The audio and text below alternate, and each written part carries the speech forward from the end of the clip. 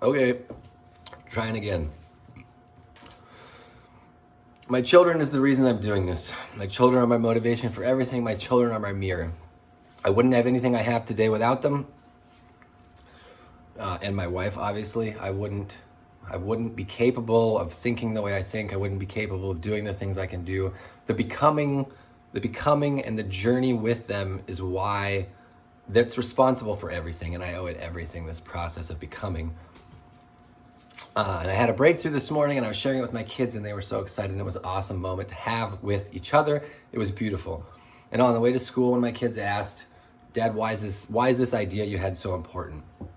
And it reminded me of earlier this week when the same child asked me, "Dad, why are you chasing after God now? You didn't used to do that. Why are you doing that now?"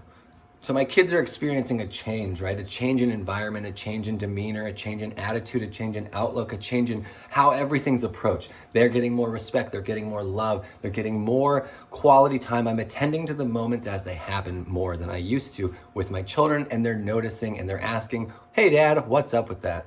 Well, what's up with that is I love them, right? I love my kids, and they have motivated me to see past my shame, to see past my guilt, to see, well, maybe not even past it, to see to it, to look at it and take it seriously and take responsibility for it, which is ultimately what I've done. I've taken responsibility for the fact that I have inflicted emotional damage on my kids. And I didn't do it on purpose, right? Because I used to get real mad at myself because I kind of knew it. I intuited it, I couldn't really articulate it, but there was this kind of disconnect, this dichotomy in the back, this kind of conflict, right? There was a conflict in there. Stuff didn't jive. And as that's improved, I've been able to accept that, yes, I did it, and yes, it hurts, right? It breaks your heart open. I've wept openly, just sobbing, snot and everything. It breaks your heart once you recognize it.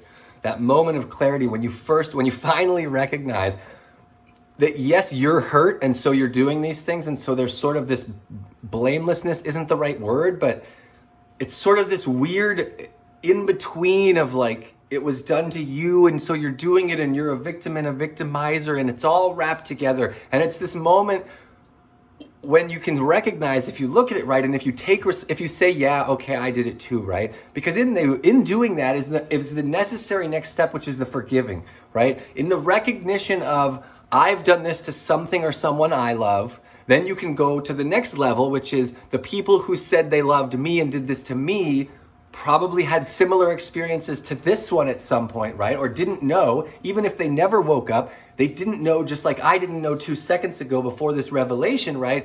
Just like I didn't know what I was doing until I knew, they didn't know. So there's this forgiveness and responsibility dynamic that's happening at the same time.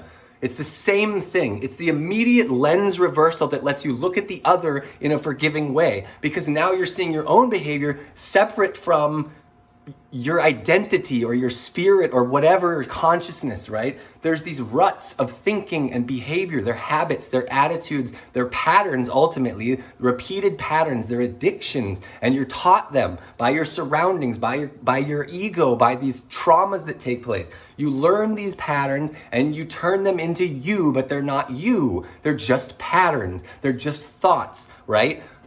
You create your internal environment with your thoughts, the way your mind's racing. And if you're saying, my mind doesn't race, maybe it doesn't, or maybe you haven't noticed that it does. I don't know which one's right. Anyways, we're kind of off on a tangent here, but the ultimate thing here is that I'm doing it for my kids. I'm trying to improve for my kids, and the better I get at loving them, right? Ultimately, I have to always come back to love. Why am I doing this? Because I love them, because I love them, because I love them. The pain and the suffering associated with taking the responsibility of hurting them is not easy. It's not easy to shoulder, right? And the more you do that, and it's not just your kids, right? It's anybody. If you're hurting people, if you're causing pain, that stacks up on you, right? I think I've heard it called karmic debt. There's a lot of overlap in all these sort of spiritual religious languages. They use different words for the same things, but mostly we're talking about the same stuff. We're talking about the spirit, the essence, the consciousness, whatever, right? The divinity within, all these things. That gets injured when we injure others of that, which is everyone, right? Everyone in our family, which is everyone everywhere. We're an unbroken chain from the beginning of time to now. Everyone who's alive now, regardless of belief system or understanding, you are an unbroken chain since the beginning of life. Whatever origin story you like. Doesn't matter for this. We don't have to disagree or argue or say mine's better or yours is worse.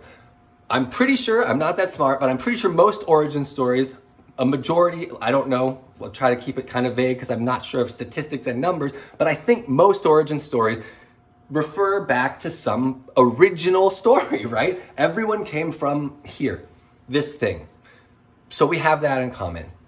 And I think that's true, even evolutionarily, if that's your thing, right? We come from the same beginning of life. And all of us that are here now couldn't be here now unless every single chain of that, every link of that chain had procreated and all of that, right? So you're an unbroken chain from the beginning of experience time by life. I think that works vocabularily. To now, right? And so to assume that if we have a responsibility to our kids, we also have a responsibility to our parents. These responsibilities and these dynamics shift as we age and grow, and some of them are very uncomfortable. To go from child to adult can be very uncomfortable. And you don't know when it happens, and you don't know where the lines are, and it's hard to do, right? And a lot of us mess it up. I know I did for a long time, and I probably still am, but I'm hopefully getting a little better all the time. But anyways, I do this for my kids, but I recognize that we're all somebody's kids. And I recognize that we all share that history that points back to one origin, right? Regardless of what we think, regardless of the way we interpret our spiritual practices or religions or whatever, or science or whatever, we all point back to one origin, and we're all unbroken chains along the way. So none of us is insignificant in any way that you want to measure it. Right? You're either called by God, you're divinely inspired, you're brothers and sisters in Christ, or if you think something else, you're still important in this chain, right? You're still important. It still matters that life keeps going. It still matters that if it's possible for whatever this is we're doing to get better in any measurable way, that your belief undergirding that should not preclude you from including everyone and trying to get us there, right? We all have something to do, and it's to recognize that we're one family, right? There's no differences. We have been duped. We have been tricked. We are asleep. We're asleep. You know, the biblical story of the garden, right? And I was just going over this with my kid today too. It was a great story. It just popped into my head. The Garden of Eden, the snake, the apple, the tricking, the eating, all that, right? What do we know about whatever you want to call it? The devil, the snake, whatever, evil, whatever you want to call it, whatever embodiment you need to use, I don't care. The word doesn't matter. The spirit of whatever happened in this story, the spirit of evil, the spirit of the devil, the spirit of I don't know, whatever you want to call it, right? But then what do we find out later? We find out later that the beast, or the whatever they call him, they have a lot of names. It's hard to remember them all. But the liar comes to destroy and lie and steal and kill, or some series of those, right? He's a liar. He's been a liar. He's always been a liar. That's what they tell us in this story. Okay, so if he's always been a liar, when did always start? Always started right there. That's the first time we see him, the snake. The snake with the fruit is the first time we see him. So that's the beginning of always. So he's a liar since always. Since then, okay, the eating, I might be crazy, but just go with it as an image. Play with it in your brain, because another idea you need to start getting familiar with is it's not what you believe so much that matters, it's what you are capable of believing. Do you have an open enough mind to consider a crazy idea and take it seriously and really walk around in it and build a three-dimensional place in your imagination and really interact with this and make it for you in your environment, in your day and age, with whatever you're doing? Make this thing in your head, walk around it, talk to it, pay attention, right? You can do this. You can do this with this story, with all these stories.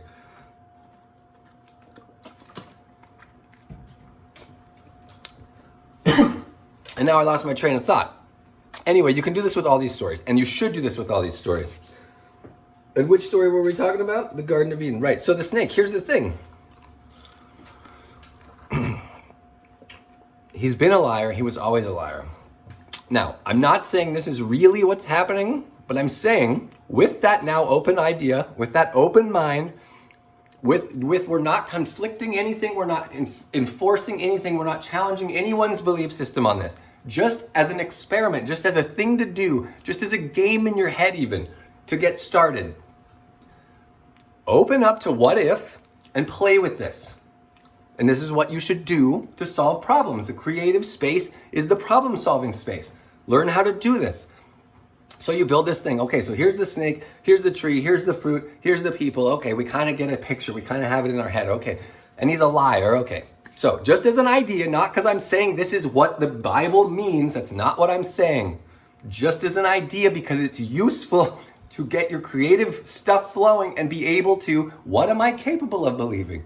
Because to just gloss over the fact that you seem to claim to believe that a unimpregnated woman had a child that was God, and then he did a bunch of miracles, and then he died by torture on a cross, and then he was alive again, and then he ascended to heaven. If you're just going to gloss over that without recognizing that that's kind of a crazy story, and we should probably kind of look at that stuff a little bit more deeply, and that you should really have a pretty open mind if you're considering that the backbone of your existence or your meaning or your purpose or your value structure. It's a crazy thing. If somebody came up and was like, hey, remember Brian? And told you that same story, you'd think they were crazy. So take this seriously, play with it. You're supposed to be able to entertain the unimaginable almost, or the unbelievable, I guess, right? So here's the snake. What if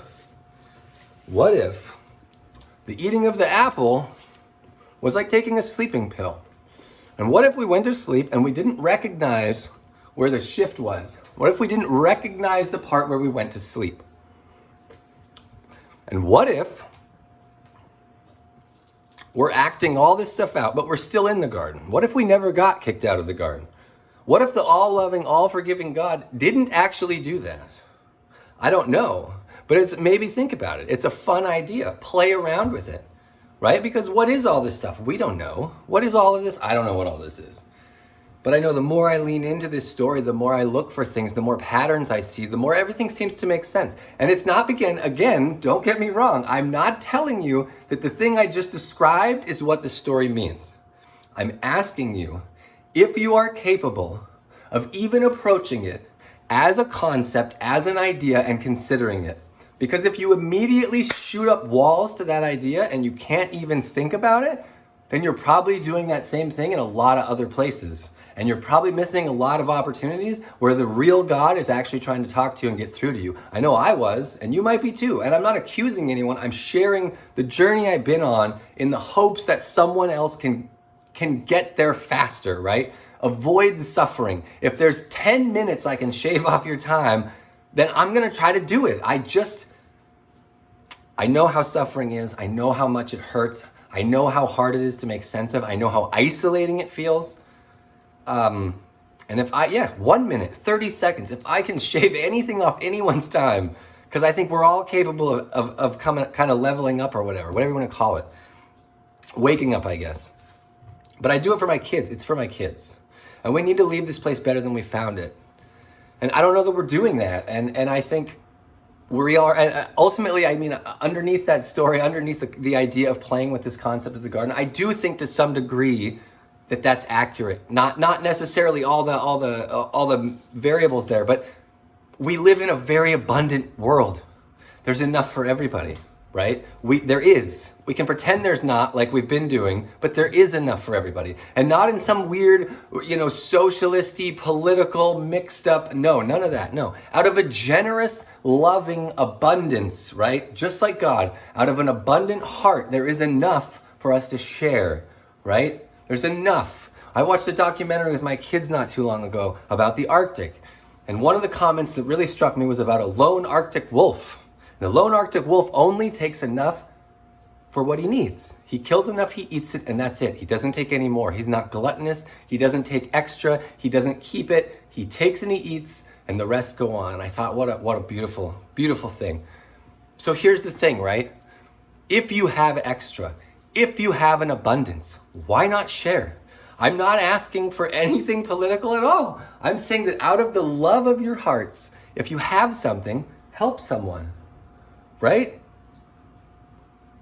And through that helping, we take care of everyone, which is God's family. We're all one thing, one origin, one people, right? Because if we don't upgrade, if we keep playing these patterns out, I'm mentioning patterns, we know these patterns. We can look at them. The patterns of of othering, of hate, of escalating violence. We know these patterns. We've seen them before. And as our technology continues to speed ever forward, right, it becomes so much simpler for this pattern and this cycle to play out again and to end it all. To end it all. All that chain of unbroken life, all of that spiritual and scientific, all the history, all the knowing, all the being, all of the things inferior as they are in their current states. We are reaching a point where our technology is exceeding our capacity for love, really ultimately is what I think is underneath it all, because we have an outdated framework and we need an update.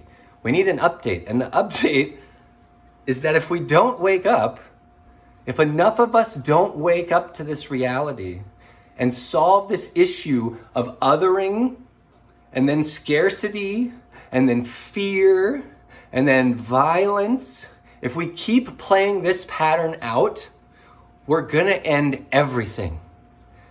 And it's starting to look, unfortunately, like it might affect my kids. And I'm not saying that or getting emotional because I'm selfish about mine, because I believe that mine are as valuable as yours and everybody else's. And everyone is someone's kid here, and everyone is God's kid. Everyone is included in God's family. Everyone is a child of God. And we have all this origin of original life that we point back to, all of us, unbroken chain. And we're reaching a point where our technology can stop all of it forever. You will never know the whys. No one will ever know anything again after that. And the only thing we actually have to do to change it is to simply recognize that there's enough.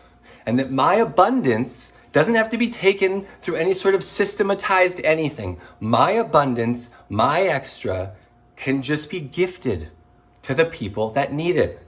And it doesn't have to be wealth, right? It can be a skill you have. It can be helping build a deck. It can be helping reside a window. It can be offering a ride to someone who doesn't have a car. This isn't just about money, right? This is about things. This is about experiences. This is about relationships. And it's the only thing that can change the world, the whole world, is love. It's love. It's updating the values that we have. Because right now, we are in a point in a cycle where the things we value have become very clear, and the impact of valuing those things has also become very clear. And so if we do not decide, which we can just decide that we value something else. It's not impossible. We just decide to do it. We wake up to the understandings that are here, the patterns that repeat. We recognize where this goes if we let it play out, and we change our minds so that we don't, by accident or stupidity or naivety or unknowing, end everything. Because we're all someone's kids, and we should all be trying to leave this place better than it was. And the only way to do that is for real people in the real world to really share and love each other. And Jesus' call ultimately was love God, love yourself, love the other. And it's in that order. You have to accept that you're forgiven, and you've also been, you forgive and you're forgiven. You have to let the past go, or that bitterness carries forward, and you build and you create terrible things, negative things. So you have to understand your responsibility and forgive and forgiven right there, right? You have to accept that love. You have to learn how to love yourself. I didn't know how. I spent 38 years hating myself, and this is just my process. Maybe you've already done this. Maybe it's only me. Maybe I'm shouting to a bunch of people who are like, yeah, we know, dummy. It's been like that. I hope that's the case. I hope I'm the last one. But it's what I did, and I'm hoping that it will help somebody else. And so I had to accept that. I had to learn to love myself. And now, after about a year of kind of all this stuff, I have it to pour out. And so I have it, and I want to share it, and I want everyone to get what they need. And I'm doing it for my kids, and I'm doing it for your kids, and I'm doing it for everybody's kids, because ultimately, if I don't try, this is where things happen now, right? I'm not into this. I'm not an internet guy. I'm not on social media. That's not my thing. I wear these glasses to some degree because I'm a little weird about this. I'm a private person. But I recognize where we are. I see the pattern. I see where it goes. I see the inevitability, if not this time, the next time, or the one after that. If we do not upgrade because we can see the pattern, because we know where this leads, because it's led there every other time, if we don't stop erasing fake boundaries, if we don't stop othering, if we don't stop the scarcity kind of model, I guess. I don't know what to call it. If we don't stop doing that, we know where this goes. We know where it goes. And so I'm here, wherever here is, because if I die tomorrow, I want to know that whatever I was as a no one from nowhere, at least I screamed out, right? At least I tried. At least I came to wherever I thought people might see something and I said, please wake up. Because we're at a point where if we don't figure this out, if we don't make friends instead of enemies, if we don't stop othering, if we don't learn how to love and share, not because the government takes our taxes and misspends it. No, if we don't learn to share our abundance, which we have out of the love of our hearts, out of the overflow of our hearts, if we don't do that, then we're going to potentially destroy everything there's ever been. And I can't stand here on the day that happens and watch and think, I saw it coming and I didn't at least try. Because I love my kids and I love everybody else's kids. I love everybody. I understand how isolating and alone it feels sometimes in life. My heart has been filled with the love of God and it overflows to everyone. And if I had everything to give, if I had all of it, I'd give it all, like Brewster's Millions. I'd just dump it out on everyone who needs it. Because it does make it easier. It does make it easier when we don't play the scarcity game. People say money doesn't buy happiness. It's not about happiness. It buys security. It buys the ability to be creative. It buys the ability to not feel like chained to something that feels torturous, right? It buys all that. And if I had a way, I would just give everything I could to whatever that is. And maybe you can do that. I don't know. Maybe there's someone out there who's like, this really rings true for me. Then do it. Change the world. Change the world by out of your abundant love, sharing the overflow, whatever it is, however small, start there. Because if we don't wake up, we're gonna lose everything. It's time. We need to do this. We need to recognize the pattern and we need to intervene in this process because it's our process. We've done it. We've kicked it off. I'm trying to be obedient, and the obedience here is I'm a no one from nowhere and I've always hated myself. I've never thought that something I'm not special. I can't imagine I'm the only one that sees this. But I also don't want to be so accidentally naive or arrogant, or I don't know what mixture of weird things it would take to do that. But if I am, I can't do nothing. I can't say nothing. We have to figure this out. We need to build relationships. We need to think of the entirety of everything, not these small boundary things. And I'm not saying we need to stop having countries or states or any of the nonsense that's gonna get skewed across all. No. Can you love your neighbor? Can you love the other? Whatever that means. And it means everyone.